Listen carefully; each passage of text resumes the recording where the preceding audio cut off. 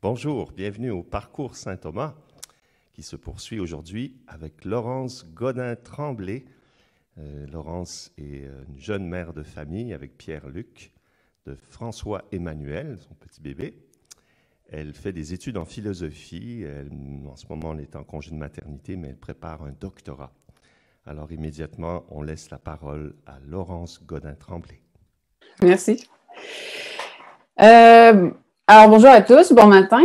On m'a demandé aujourd'hui de vous parler d'Éphésiens 2, mais d'Éphésiens 2 comme d'un prétexte pour vous entretenir sur le sacrement de la réconciliation.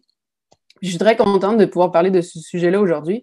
Je dirais qu'entre tous les sujets, c'est probablement celui qui me convient le mieux aujourd'hui avec vous, qui vraiment là, suscite pour moi un grand intérêt.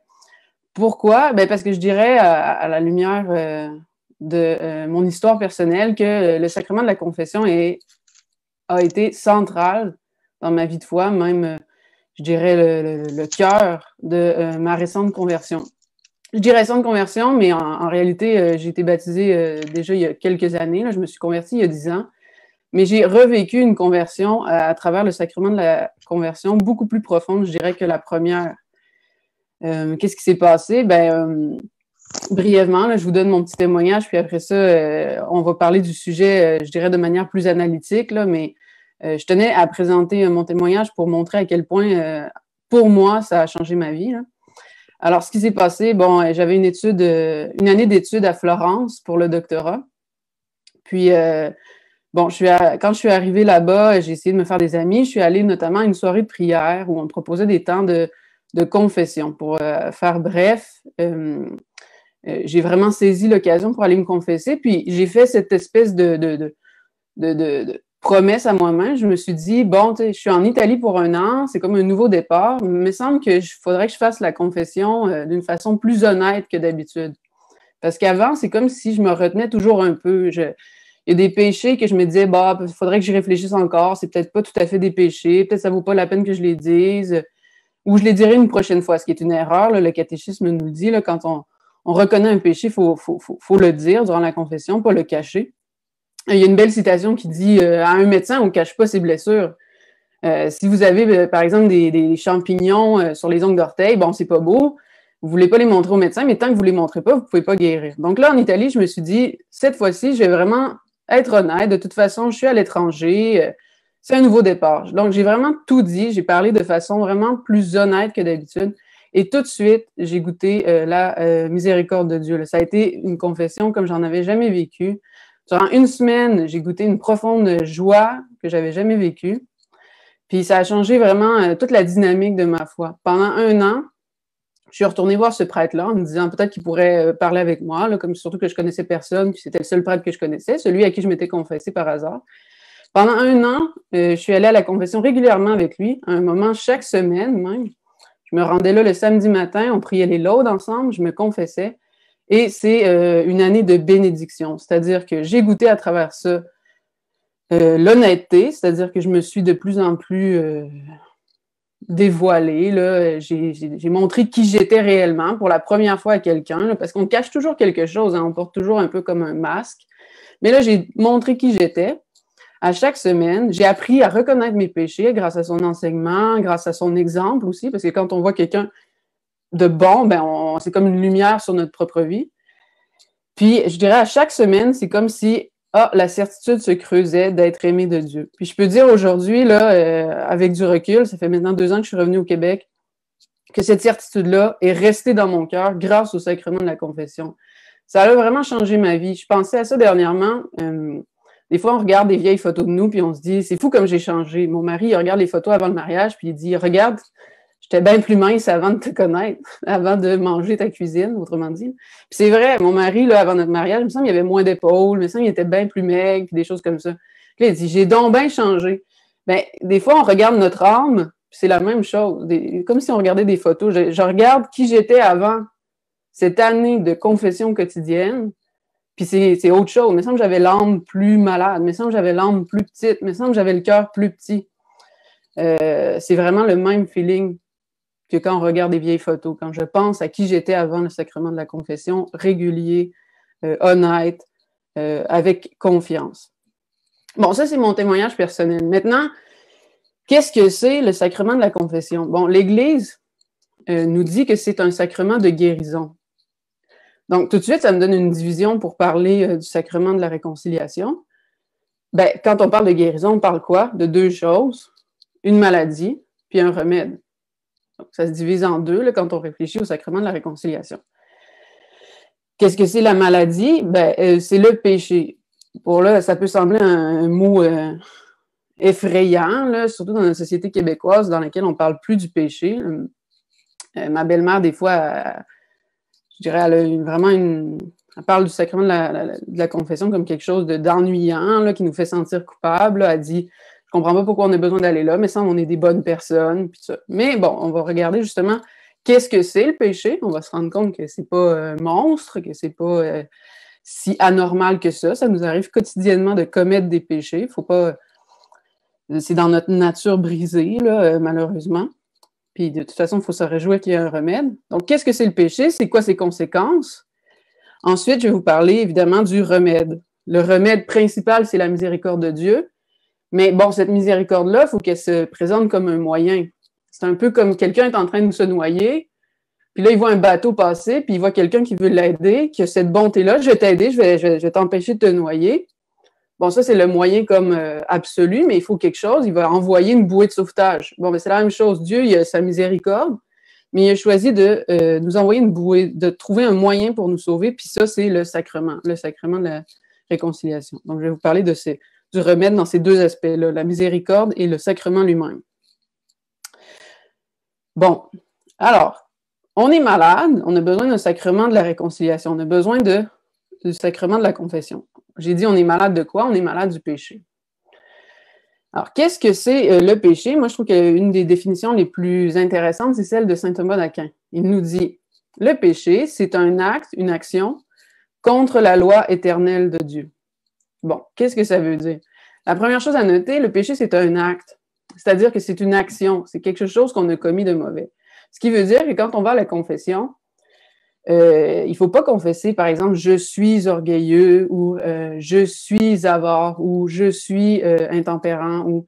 Ce n'est pas des habitus, là, des dispositions à l'intérieur de nous qu'on confesse, mais vraiment des actions qu'on a commises. Puis c'est bon des fois, sans entrer dans les détails, de pouvoir nommer ça. C'est vrai qu'on est orgueilleux, mais quand est-ce que je peux reconnaître que j'ai été particulièrement orgueilleux? Est-ce que c'est, par exemple, quand je me suis volontairement vantée de mes qualités devant mes amis à une soirée dernièrement, etc. Donc, c'est un acte contre la loi éternelle. Puis ça, c'est vraiment intéressant. Ça peut paraître encore une fois abstrait, mais au fond, le point, c'est de dire, bon, Dieu nous a créés d'une certaine manière, il avait un plan pour nous, un plan, on pourrait dire, biologique. Là. Il y a des choses que mon corps ne peut pas faire. Là. Je ne peux pas plier mes mains en ce sens-là. Là. Je les plie dans ce sens-là, je ne les plie pas dans ce sens-là. Ben, il y a de la même affaire pour notre âme. Dieu avait un plan pour nous. Il y avait des choses, il a prévu des choses qui soient bonnes pour nous. Puis quand on va contre la loi éternelle, c'est qu'on déroge à ces choses-là. Par exemple, Dieu a voulu que la sexualité se fasse à deux. Ben, si on le fait tout seul, c'est comme si on va contre la loi éternelle. Saint Thomas dit, c'est même contre la raison humaine, parce que cette loi-là n'est pas hétéronome, c'est pas Dieu qui nous pitche comme ça dessus comme de façon arbitraire. Je l'ai dit, ça dépend de notre nature. On est fait comme ça. Puis c'est intéressant de noter, c'est toujours une privation. C'est cette contre la loi éternelle. C'est-à-dire que, par exemple, faire l'amour, c'est bon. La sexualité, c'est bon. L'amour, c'est bon. Mais si, par exemple, j'ai une relation sexuelle avec quelqu'un d'autre que mon mari, ben là, ça devient mauvais. Pourquoi? Parce qu'il manque un élément pour que ce soit bon. Il manque mon mari. Il est où, donc? Je me suis trompée de personne. Ben là, ça va contre la loi éternelle, puis c'est ça qu'on appelle un péché, un acte qui est privé de sa mesure. C'est ça aussi que saint Thomas nous dit. Privé de l'exemple que Dieu nous avait donné, l'exemple à suivre. Voilà, on a justement ces lois-là qui sont exprimées notamment dans le décalogue. Quelles sont les conséquences? Et c'est là qu'on peut faire un lien tout de suite avec Éphésiens 2, là, la lecture qu'on vous propose cette semaine en Lectio Divina. Donc, ça commence, là, le premier verset. « Vous qui étiez morts par suite des fautes et des péchés dans lesquels vous avez vécu jadis. » Alors, quelles sont les conséquences du péché? Dit brièvement, c'est la mort. Bon, le péché originel, là, on ne parlera pas de ça, mais il nous parle même d'un lien entre ce péché-là originel et le fait qu'on meurt physiquement, là, qu'il y a une fin à notre vie. Mais même nos péchés actuels, c'est-à-dire les péchés qu'on commet tous les jours, les péchés quotidiens, sont une forme de mort. Là, je ne parle même pas encore, il y a aussi la mort, la séparation totale avec Dieu, quelqu'un qui ne choisirait pas Dieu à la fin de sa vie, mais je vous parle dans votre quotidien. Là, vous expérimentez tous les jours des petites morts, je suis sûre que vous le sentez. Là, il y a des jours où on se dit, coudonc, il me semble que je ne vis pas, il me semble que je suis mort à l'intérieur de moi, il me semble que je ne suis pas la personne que je devrais être. Bien, ces petites morts-là, au fond, ce sont des déchirures, des séparations. La mort ultime, finale, c'est une séparation de l'âme et du corps. Mais ces petites morts qu'on vit à l'intérieur de nous, par exemple, c'est une distorsion entre, par exemple, notre raison et notre appétit sensible. Comme, par exemple, c'est banal, mais quand on se dit, ouais, il faudrait vraiment que je mette la pédale douce sur les desserts, puis là, tout d'un coup, on se goinfre. Bien, c'est un exemple banal, mais tout d'un coup, on le vit, cette espèce de petite mort. Coudonc, tu sais, il y a ma raison qui me disait, mais semble, ça serait bien que je me sente en forme, mais semble, ça serait bien que je retrouve la santé un peu. Puis de l'autre côté, il y a l'appétit qui a été incontrôlable. Il y a cette séparation à l'intérieur de nous. Une séparation avec les autres. Dans notre société individualiste, on a l'impression qu'il y a certains péchés, au moins, qu'on peut faire tout seul. Bon, tu sais, le vol, l'adultère, l'homicide, évidemment que ça fait du mal aux autres, mais on se dit, si je me saoule chez nous, par exemple, tout seul, dans ma chambre, personne n'est au courant, ben, je fais pas du mal aux autres. Mais ça, c'est une vision de notre société individualiste. Déjà, Aristote, dans l'Antiquité, disait, ben, chaque péché individuel, il appelle pas ça péché, mais chaque vice individuel est une injustice pour la société. Parce que si je me saoule chez nous, je ne suis pas la personne que je devrais être. Je n'acquiers pas les dispositions, les belles qualités que j'ai à l'intérieur de moi.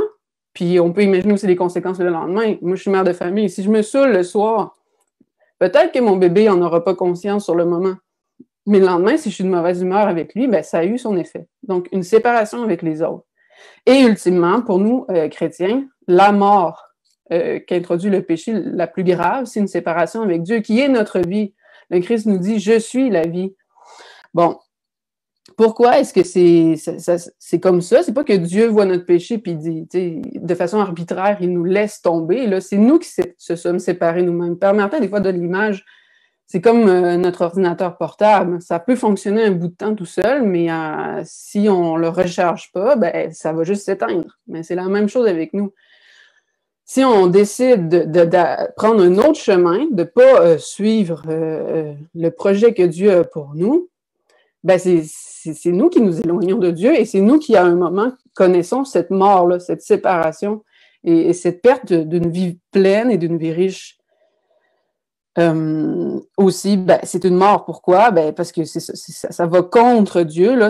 Nous, on est le temple de son esprit. Puis vous pouvez imaginer, quelqu'un vous donne un temple en disant c'est quelque chose que je te donne, que je veux habiter, puis on magane ce temple-là, on fait des graffitis partout. Ben, évidemment, chaque péché, là, même ceux, comme j'ai dit, se saouler toute seule à la maison, on pourrait penser à quoi ça dérange Dieu, ben, chaque péché est un blasphème contre cette idée qu'on est le temple de son esprit. Bon, ça, c'est le péché. Là. J'espère que je ne vous ai pas déprimé. J'espère que non, parce que la bonne nouvelle, puis c'est en ça que nous croyons, c'est que la mort n'aura pas le dernier mot. Où est-il ton aiguillon? Où est-il ton aiguillon mort? Ben, le Christ a vaincu cette mort-là. Par sa mort, il a vaincu la mort. Et on peut expérimenter ça, c'est-à-dire que Dieu, vraiment, veut nous sauver et nous accorde sa miséricorde.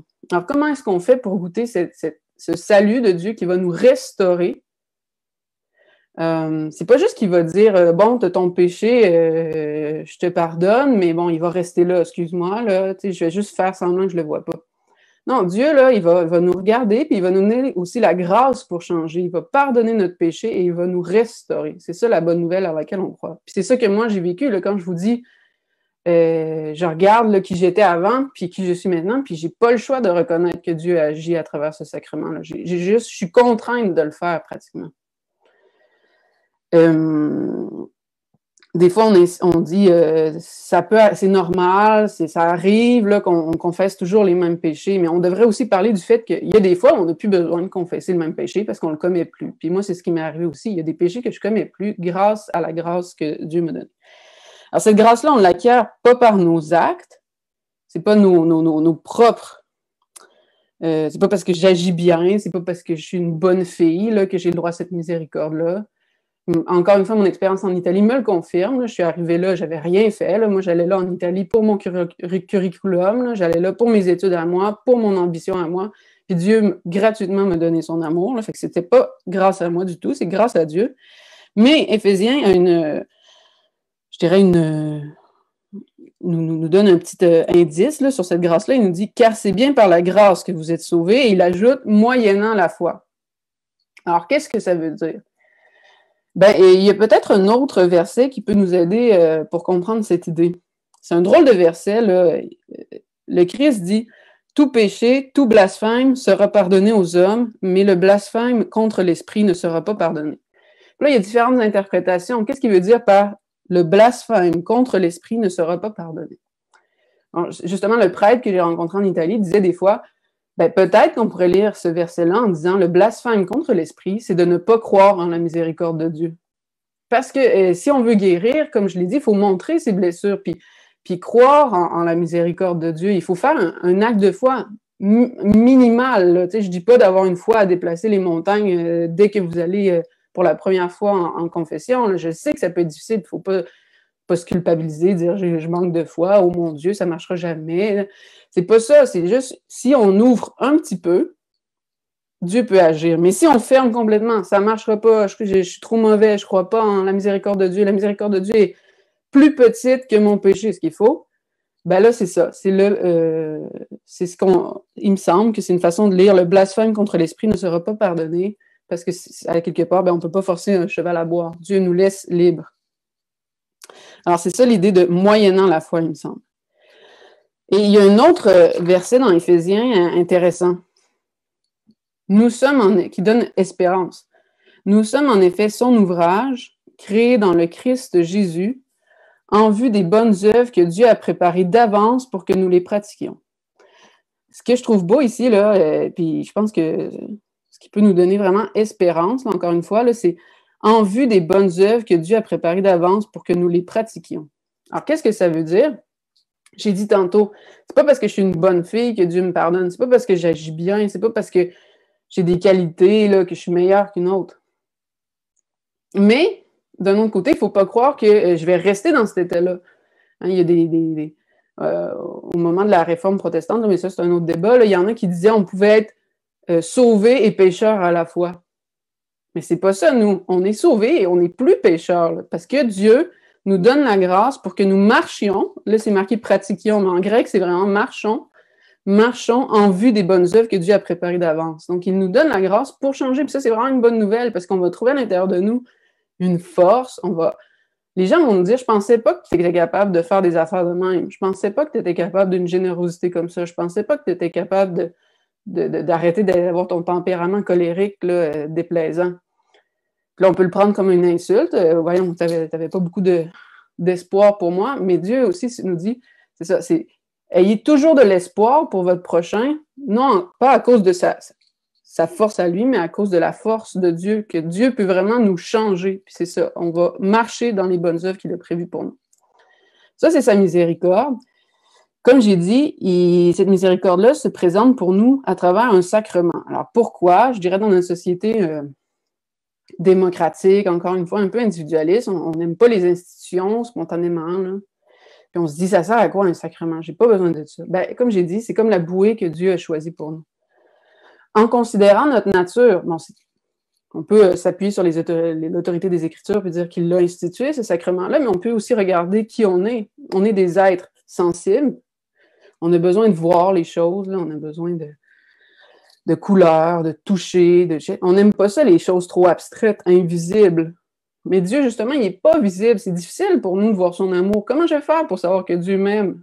Hein? Quelqu'un peut vous le répéter, Dieu t'aime, Dieu t'aime. Ouais, mais qui me le montre. Bon, ben c'est ça. Le sacrement, c'est un signe sensible. Hein? il y a le prêtre, il y a son habit, il y a les paroles qu'on entend, il y a le lieu. Et on est sensible et on est sociaux. Là, encore une fois, là, on n'est pas des atomes éparpillés, on est des êtres qui, pour être pleinement ce qu'on est, on a besoin des autres. Moi, mon mariage, c'est vraiment une lumière pour ça, là. Avant d'être l'épouse de Pierre-Luc, j'étais l'ombre de moi-même. Je le sais maintenant, mais c'est vraiment en expérimentant la relation que je me rends compte, hey, je suis vraiment un être qui, pour croître, pour être vraiment qui je suis, a besoin des autres. J'ai besoin qu'on m'enseigne, j'ai besoin qu'on travaille avec moi, j'ai besoin qu'on m'aime, j'ai besoin d'aimer les autres, de leur enseigner aussi, j'ai besoin d'une collaboration. C'est ça que Dieu a prévu pour nous à travers le sacrement. Pourquoi un prêtre entre nous et Dieu? C'est l'autre question que les gens se posent spontanément. Puis encore une fois, que dans notre société, c'est un des freins au sacrement de la confession. On se dit, mais ça, je pourrais parler à Dieu directement. Mais ça, je pourrais lui dire là, mes péchés, puis il va me pardonner, puis ça va être encore plus beau si je fais ça tout seul. Mais encore une fois, c'est pas ce que le Christ a voulu pour nous. Les Écritures, là, on trouve dans Jean 20, verset 23, « À qui vous remettez ses péchés, ils seront remis. À qui vous maintiendrez ses péchés, ils seront maintenus. » Alors ça, c'est ce que le Christ dit aux apôtres et à ses successeurs, aujourd'hui les évêques et les prêtres qui agissent au nom de l'évêque. Bon, ça, c'est les Écritures, puis encore une fois, c'est notre nature sensible et sociable. Puis si je me fie à mon expérience, c'est vraiment une bénédiction. Parce qu'aujourd'hui, si je peux dire « je suis aimé de Dieu », ben cet amour-là, je veux dire, il n'est pas abstrait pour moi, là. Je l'ai vu à travers mon confesseur. Je l'ai vu, là, j'ai vu mon confesseur, là, regarder mon âme, voir tous ses défauts. J'ai tout dit. J'ai vraiment, là, il me connaît là, encore mieux que moi-même. Puis il continue de m'aimer. Bon, si mon confesseur, qui est un homme pécheur, même malgré tout, là, malgré tout ce que j'ai fait, là, il a tout vu, j'ai été désagréable, des fois, même, j'étais pas de bonne humeur, puis ça allait mal, mais il m'a aimé quand même, il a continué. Mais si lui m'aime, encore plus Dieu qui est bien plus saint que mon confesseur, qui est bien plus parfait. Mon confesseur a été comme un père spirituel pour moi. Ben, toute paternité, nous dit les Écritures, vient de Dieu. À chaque fois qu'on utilise le mot père, en fait, c'est une pâle copie de la paternité de Dieu, de l'amour que Dieu a pour nous, cet amour-là paternel, encore une fois. OK. Bon, ça, c'est le sacrement, je dirais, en général. Maintenant, comment vivre ce sacrement-là de façon pratique? Quelqu'un qui voudrait aller se confesser, là, le catéchisme nous donne des étapes. Là. Alors, le premier mouvement, évidemment, c'est une contrition, c'est-à-dire un regret. On se rend compte, je me suis trompée. Puis c'est pas quelque chose de l'extérieur, c'est pas pour nous faire sentir coupables outre mesure. Là. On le dit, c'est une forme de mort. On le sent à l'intérieur de nous, il y a quelque chose qui marche plus. Là. J'ai été séparée. Et je regrette cette séparation-là. Et je regrette d'avoir offensé Dieu qui a un si grand projet pour moi. Là. Marie de l'Incarnation, à un moment, a dit, si seulement j'avais écouté Dieu dès le départ, je serais sainte à partir de 3 ans, 5 ans, je ne sais pas. Si j'avais vraiment suivi tous les beaux projets que Dieu avait pour moi, toute la grâce que Dieu a pour moi, je serais déjà heureuse. Bon, ben, c'est ça. On regrette de pas goûter ce bonheur-là, de ne pas goûter cette relation avec Dieu. On regrette d'avoir offensé Dieu qui nous a tellement aimés pourtant.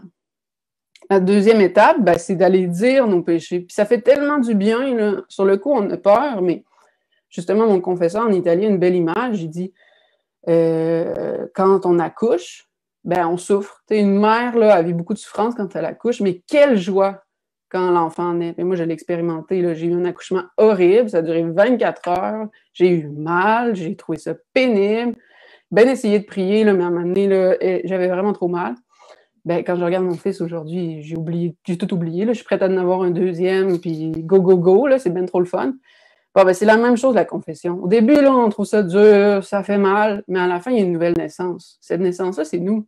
Puis, ben, quelle joie. C'est quelle joie quand on voit le nouvel être qui apparaît, qui est nous-mêmes restaurés.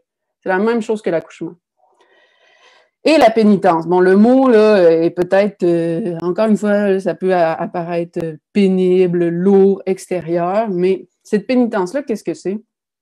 C'est simplement le prêtre qui nous recommande quelque chose, qui nous donne un conseil à la lumière de l'esprit, là, Et à la lumière de Dieu, il nous dit, ben, peut-être que pour restaurer, tu pourrais, parce que des fois, bon, si on a un péché qu'on peut, on a volé quelqu'un, on peut lui redonner l'objet, ou on a vraiment été dur envers quelqu'un, on peut lui donner des compliments pour essayer de rétablir notre relation. Bon, il y a un geste à faire. Puis ce geste-là, là, c'est pas comme si on n'a pas reçu le pardon de Dieu si on le fait pas, ou tu sais, c'est plus une façon que Dieu nous dit, mais regarde, là, je t'ai donné de la grâce, tu vas voir que tu peux restaurer les choses, tu vas voir que tu peux changer. C'est une bonne nouvelle aussi, cette pénitence-là, parce que c'est comme de dire, ah, ben maintenant, regarde, là, tu peux faire des bonnes actions, je vais t'appuyer, je vais t'aider à marcher là-dedans, puis ça va être comme compléter, ça va être la cerise sur le sundae de ta confession. Ça va vraiment comme rétablir les choses.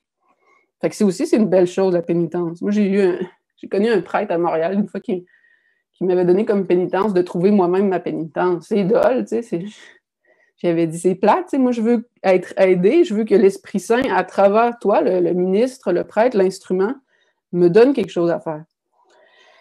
Et ensuite, on vit aussi, évidemment, l'absolution là, dans le sacrement qui résume vraiment toute la beauté, encore une fois, de ce que c'est. Je m'éternise pas. En conclusion, je voulais juste vous laisser comme avec des pistes là aussi pour vivre ce sacrement-là, puis aussi pour demander à Dieu ces grâces-là. Là. La première, je pense que c'est de voir notre péché.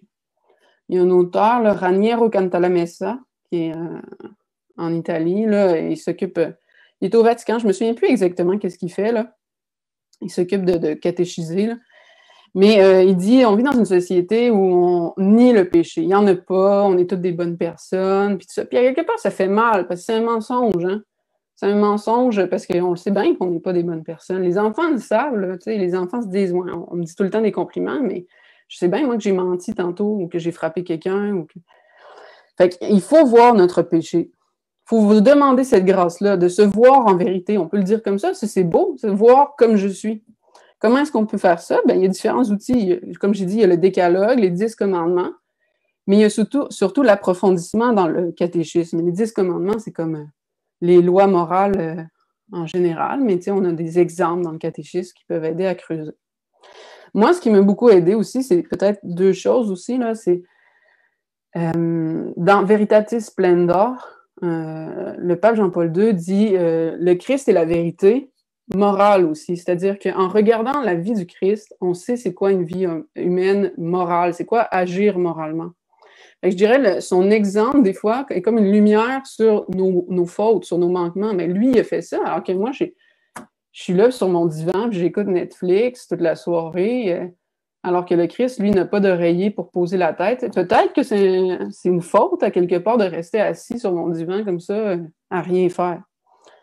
Le Christ et les saints, parce que les saints, s'ils sont saints, seul Dieu est saint, des fois on chante ça, là, gloire à toi, Seigneur, le seul saint.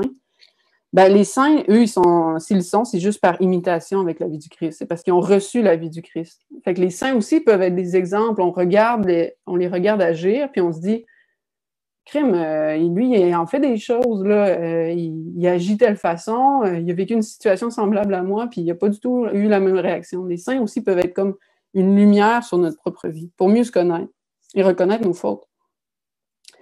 La deuxième chose à faire, super importante, c'est de demander la grâce de croire toujours plus au pardon de Dieu et toujours plus en sa miséricorde. Parce qu'on a toujours cette petite voix-là dans la tête qui dit « il te pardonnera pas, là c'est trop, tu le mérites pas, non, non, non ». C'est vraiment une grâce, il faut lutter contre cette petite voix-là. Là. Moi, je me souviens justement en Italie, c'est une chose que j'ai appris. Une fois, j'étais frustrée après le sacrement, puis je disais « mais me semble, je m'étais bien préparée, j'ai fait ma petite liste, j'ai fait mon examen de conscience ». Puis mon confesseur me dit « t'as oublié l'essentiel, de croire en la grâce de Dieu ». J'étais comme rendue, là, je suis très analytique, là, j'avais tout divisé, tu sais, puis ben oui, là, c'est l'essentiel. Chaque fois qu'on prépare une confession, avant même de noter nos péchés, là, moi je les écris, mais vous n'êtes pas obligés, là, mais à chaque fois qu'on prépare une confession, la première chose à faire, c'est de dire à Dieu, je crois en ta grâce. Tu as pardonné. Puis, c'est ça. Des fois, on peut lire des passages, là. Moi, j'aime bien... mettons, celui avec la femme adultère, là, qui t'a condamné, moi je ne te condamne pas, va et ne pêche plus. Je sais pas, on peut lire des passages justement pour nous encourager à croire en cette miséricorde-là de Dieu. Puis, un coup qu'on a fait tout ça, un coup qu'on est allé à la confession, ben, la dernière étape, je vous invite vraiment à remercier Dieu à chaque fois, à dire merci, là, je crois là, que c'est pas juste que j'ai péché, puis te dit c'est beau, on va tout oublier, mais je crois que tu vas me changer, que tu m'as déjà changé. Même si des fois je le vois pas, même si j'ai l'impression que je retombe dans les mêmes péchés. Je veux dire, mon année de confession là, intense, je me confesse encore, mais c'est parce que c'est difficile des fois de trouver ici un prêtre qui est prêt à nous confesser chaque semaine, comme j'ai trouvé en Italie, mais cette année de confession-là, là, j'ai vu que ça me faisait du bien sur le coup. Mais 2 ans plus tard, c'est là que je vois à quel point ça m'a changé, à quel point chaque confession m'a changé. Ce que je fais maintenant, tu ne le comprends pas, mais un jour, tu le comprendras. C'est ça que nous dit un peu le Seigneur à travers les sacrements. Pour l'instant, tu ne vois peut-être pas les fruits, mais ils sont là et ils croissent. Voilà, je ne sais pas si je suis correcte dans le temps, mais c'est tout ce que j'avais à dire. Ah, et on voulait que je vous dise aussi, il va y avoir un petit temps mort, puis après ça, il va y avoir une table ronde. Par ailleurs, cette semaine, on vous invite à lire, à relire et à méditer Éphésiens 2, qui est vraiment un texte riche et plein d'espérance. Oui, merci beaucoup, Laurence, pour cet enseignement très complet et très incarné dans ton expérience personnelle. Merci de t'être livré à nous.